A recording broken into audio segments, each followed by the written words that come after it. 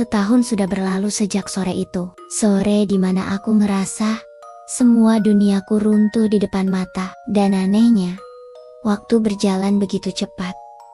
Setelah aku berhenti berharap, dia akan balik. Sekarang, hidupku jauh lebih tenang. Toko Sweet Day Bakery yang dulu sepi, sekarang udah mulai ramai.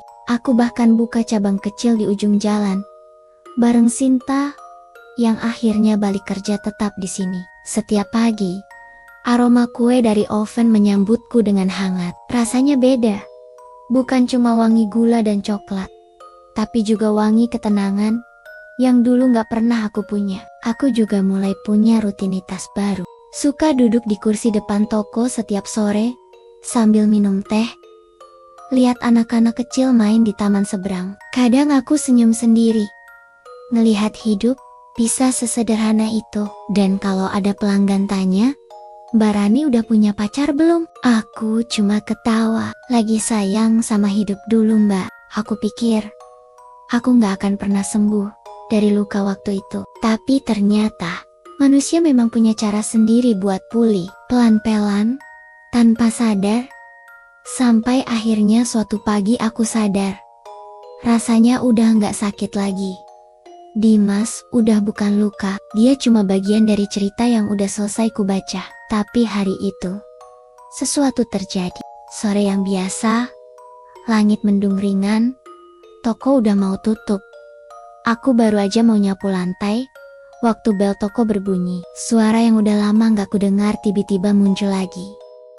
"Selamat sore." Suara itu bikin langkahku berhenti. Dan entah kenapa, meski sudah lama, aku masih bisa mengenalinya. Dimas berdiri di sana, masih sama. Rambutnya sedikit berantakan, tapi matanya berbeda, enggak sehangat dulu. Ada sesal yang dalam di sana. Seperti seseorang yang sudah kehilangan sesuatu yang berharga dan sadar. Tapi terlambat, aku enggak tahu harus senyum atau enggak. Jadi aku cuma diam, menatapnya. Dia yang dulu selalu bisa bikin aku gugup, sekarang cuma terasa tenang. Bukan karena aku gak peduli, tapi karena aku sudah berdamai. "Hai," katanya pelan. "Hai," jawabku datar tapi sopan. Dia melihat sekeliling toko, matanya berhenti di papan nama baru, di dinding Sweet Day Bakery, by Roni dan Sinta. "Kamu berhasil." "Ya, toko ini kelihatan lebih hidup dari terakhir aku kesini." Aku tersenyum kecil. "Iya, lumayan, banyak yang bantu juga." "Hidup harus jalan terus kan?" Dia mengangguk. "Aku seneng banget lihat kamu kayak gini." Ada keheningan. Hening yang dulu mungkin akan bikin aku canggung. Tapi sekarang, aku bisa berdiri tenang di hadapannya, tanpa ada beban. "Aku sempat nyari kamu," katanya lagi. "Tapi kamu bener-bener ngilang waktu itu." Aku tertawa kecil. "Aku gak ngilang, Mas. Aku cuma belajar berhenti nunggu." Dia terdiam. Lalu, dengan suara pelan yang nyaris bergetar, dia berkata, "Aku salah, Ron. Aku tahu, aku gak bisa ubah masa lalu. Tapi aku cuma mau bilang, aku masih sayang." Aku menghela napas panjang. Bukan karena sedih, tapi karena lega. "Mas Dimas," ucapku lembut, "aku gak marah lagi. Sumpah, waktu itu aku benci. Aku kecewa. Aku ngerasa gak cukup baik. Tapi sekarang aku tahu, kita berdua cuma ketemu di waktu yang salah." Dia menatapku lama. Matanya berkaca-kaca. "Kamu udah berubah, Ron." Aku tersenyum. "Iya, karena dulu aku belajar dari kamu, gimana rasanya kehilangan, dan gimana akhirnya aku bisa nemuin diriku sendiri." Hening lagi. Tapi kali ini, heningnya enggak menyakitkan. Dimas tersenyum pelan.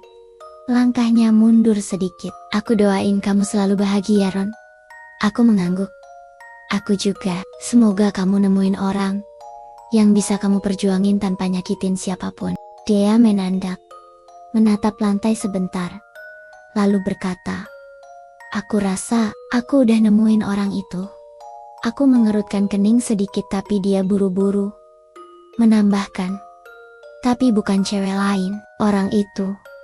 Aku sendiri. Aku baru sadar. Sebelum bisa nyintain orang lain dengan benar, aku harus belajar nyintain diri aku dulu. Aku tersenyum tulus. Untuk pertama kalinya, aku lihat Dimas yang berbeda. Bukan lagi orang yang aku tangisi, tapi seseorang yang juga belajar dari kesalahannya. Dan mungkin, itu memang artinya, akhir yang baik, gak selalu harus bareng. Kadang, akhir yang baik adalah ketika dua orang sama-sama pulih. Meskipun di jalan yang berbeda, kami saling menatap sebentar. Lalu aku membuka pintu toko. "Terima kasih udah datang, Mas," kataku pelan. "Aku harus tutup toko." Dia mengangguk, tersenyum, lalu melangkah keluar.